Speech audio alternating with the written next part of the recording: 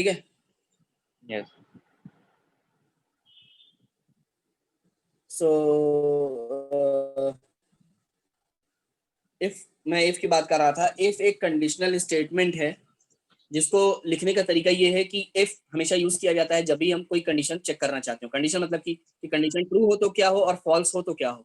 तो इफ लिखने का तरीका ये है, इफ लिखा जाता है, फिर ब्रैकेट में कंडीशन दिया जाता है, फिर कर्ली ब्रेसेस ओपन किया जाता है, स्टेटमेंट लिखा जाता है। कर्ली ब्रेसेस यहाँ पर मैंडेटरी नहीं है, मैं अभी बताऊंगा कि क्यों नहीं है। और यहाँ पे स्टेटमेंट्स लिखा जाता है। ठीक है।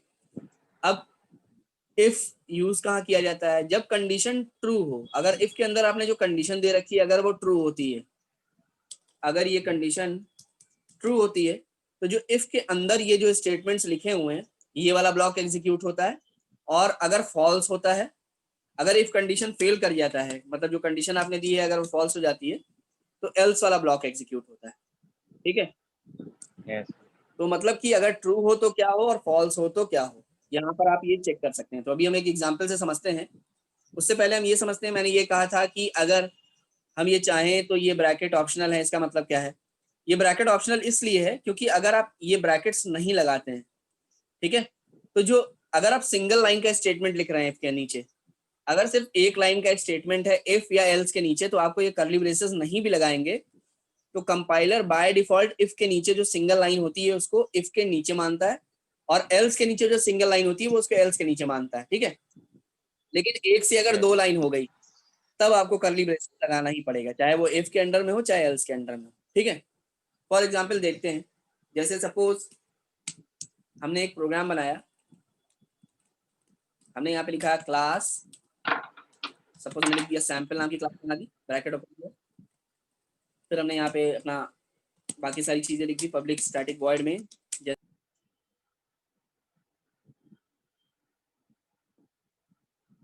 सर आपका माइक म्यूट हो गया। ठीक है। तो ARGS yes. Bracket open bracket close, और इसके अंदर अगर हम प्रोग्राम बनाते हैं, सपोज मैंने दो वेरिएबल ले लिए, अगर ए ले लिया इसकी वैल्यू मैंने 12 कर दी और बी ले लिया उसकी वैल्यू मैंने 34 कर दिया। ठीक है। और मुझे ये चेक करना है कि इन दोनों में ग्रेटर कौन है, तो मैं यहाँ इफ का यूज कर सकता हूँ। ब्रैकेट लगाऊंगा, मैं चेक करूंगा ए को, चेक करूंगा क्या वो ग्रेटर देन है बी से।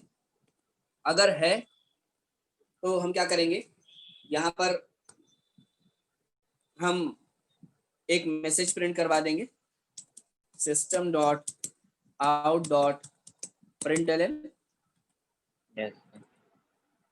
और हमने लिख दिया ए इज ग्रेटेस्ट नंबर, और फिर यहाँ पर हमने प्लस कर दिया, प्लस करके ए को भी डिस्प्ले करवा दिया आउटपुट को। ठीक है। इसी को हम कॉपी कर लेते हैं, इसी को कॉपी करके और हम यहाँ पर इसके नीचे एल्स स्टेटमेंट लिखेंगे। पहले मैं ये नहीं लिखता हूँ, ये ब्रैकेट हटा देता हूँ मैं, क्योंकि एक ही लाइन का स्टेटमेंट है, मुझे इसकी रिक्वायरमेंट नहीं है। ब्रैकेट रिक्वायरमेंट ठीक नहीं। है। ब्रैकेट की रिक्वायरमेंट नहीं है अगर सिंगल लाइन का स्टेटमेंट है तो, अगर उससे ज्यादा है तब आपको रिक्वायरमेंट है। और यहाँ पे हम बी ग्रेटेस्ट कर देते हैं, तो अगर ए बी से बड़ा हुआ तो ये काम करेगा, नहीं तो फिर दूसरा वाला स्टेटमेंट काम करेगा। दूसरा वाला ठीक है। काम करेगा। तो मतलब कि अगर पहले वाली स्टेटमेंट फॉल्स हो गई तो सर डायरेक्ट एल्स में आ जाएगा वो। Correct correct correct. तो हम क्या करते हैं, यहाँ पर एक बार इसको रन करके देख लेते हैं। यस। एक बार हम अपना कंपाइलर ओपन कर लेते हैं, ऑनलाइन वाला, ऑनलाइन जावा कंपाइलर।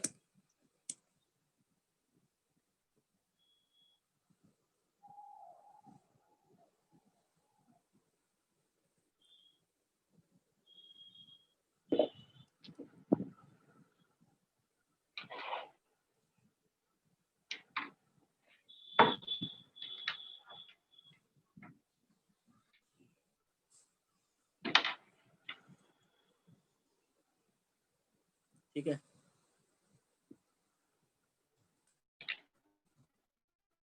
इसको डिलीट कर दिया जो भी यहाँ लिखा हुआ था, फिर हमने यहाँ पे क्या किया कि अपना प्रोग्राम बना लिया, वही वाला पेस्ट कर दिया सीधा जो बनाया हुआ था।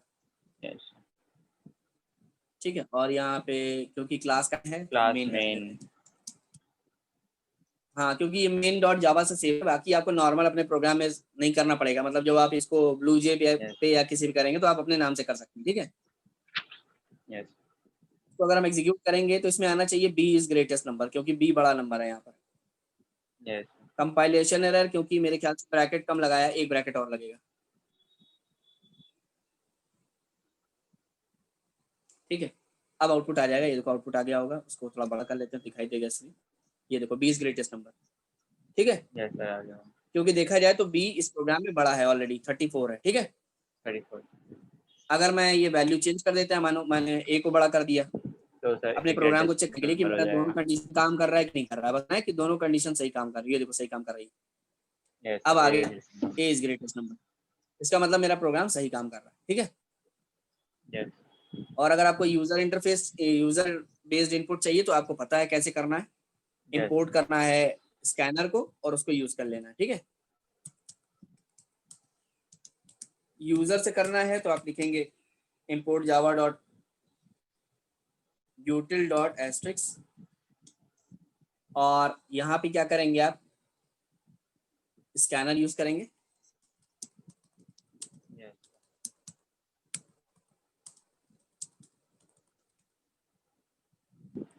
फिर आप लिखेंगे system डॉट इन। ठीक है, और ए और बी में आप यूजर से इनपुट ले लेंगे।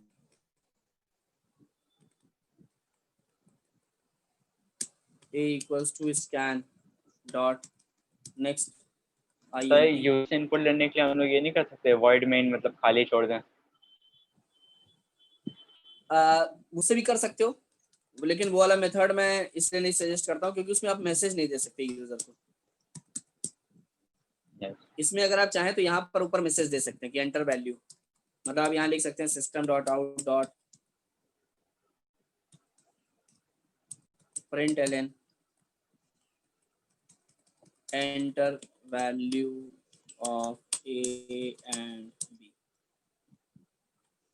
आप ये चीज यहाँ कर सकते हैं, वहां पे एक चीज आप नहीं कर सकते। ठीक है, तो आपने यहाँ डाल दिया 12 और यहाँ डाल दिया 14, ये देखो आ गया बी इज ग्रेटेस्ट नंबर। ठीक है, क्योंकि बी की वैल्यू आपने 14 डाली है, ए की वैल्यू आपने 12 डाली है। फिर से आप रन करेंगे, यूजर डिफाइंड होने का फायदा यही है कि यूजर कुछ भी डाल सकता है।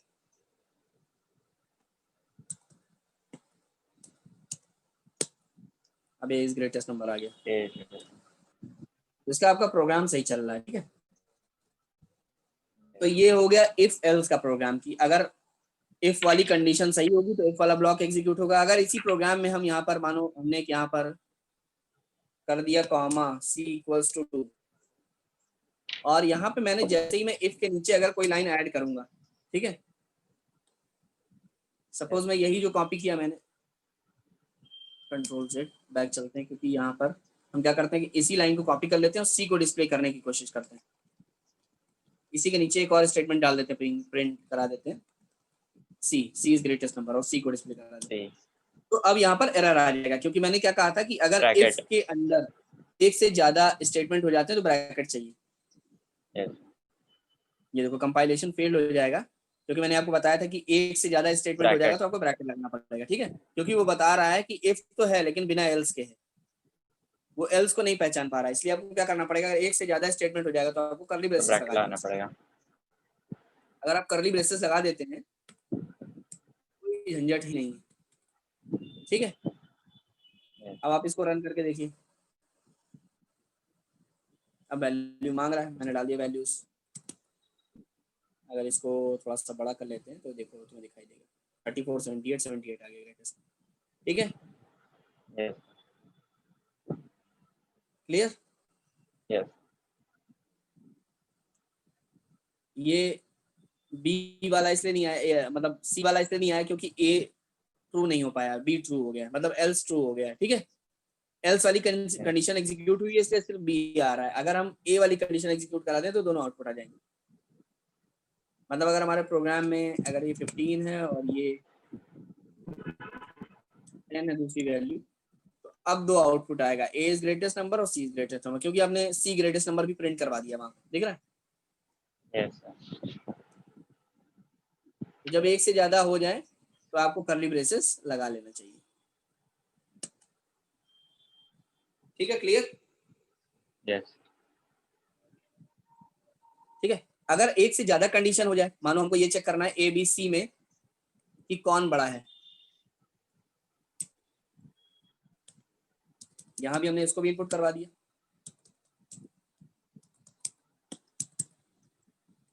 तो अभी मैं इसको नेस्टेड इफ से ही करूंगा, ठीक है? नेस्टेड इफ मतलब एक से ज्यादा इफ कंडीशन।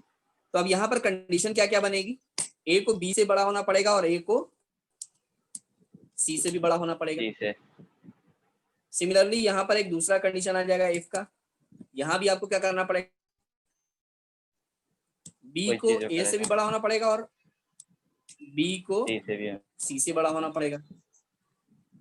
इसी तरीके से अगर तीसरी कंडीशन लगा दें इसकी, तो यहाँ भी यही हो जाएगा कि क्या हो जाएगा, सी को ए से बड़ा होना पड़ेगा और बी सी से भी। को बी से भी बड़ा होना पड़ेगा। और ये यहाँ पे कॉपी और इसी को यहाँ पे पेस्ट कर देते हैं और यहाँ पर बस इसको चेंज कर देंगे, इसकी वैल्यूज को, सी को डिस्प्ले करवा देंगे और यहाँ पर बी की जगह पर सी डिस्प्ले हो जाएगा। ठीक है, अब इसको रन कर देंगे हम। तो अगर हम एग्जीक्यूट करेंगे इसको, तो हमसे 3 वैल्यूज इनपुट मांगेगा और उसके बाद में ये कंडीशंस को चेक करेगा।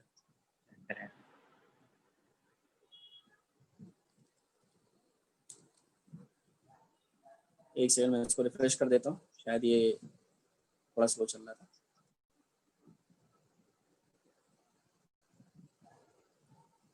एक बार रिफ्रेश कर देंगे तो उससे वेरीफाई हो जाएगा कि जो प्रोग्राम मतलब हम कर रहे हैं वो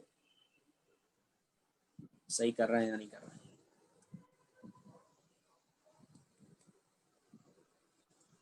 ठीक है, अब रन पे बटन को प्रेस करते हैं।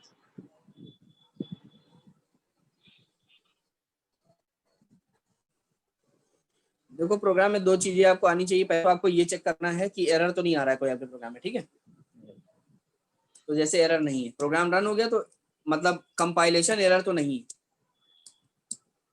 ठीक है, मैंने 3 वैल्यूज डाल दी। अब इसमें बी ग्रेटेस्ट होना चाहिए क्योंकि बी की वैल्यू मैंने 18 डाली है।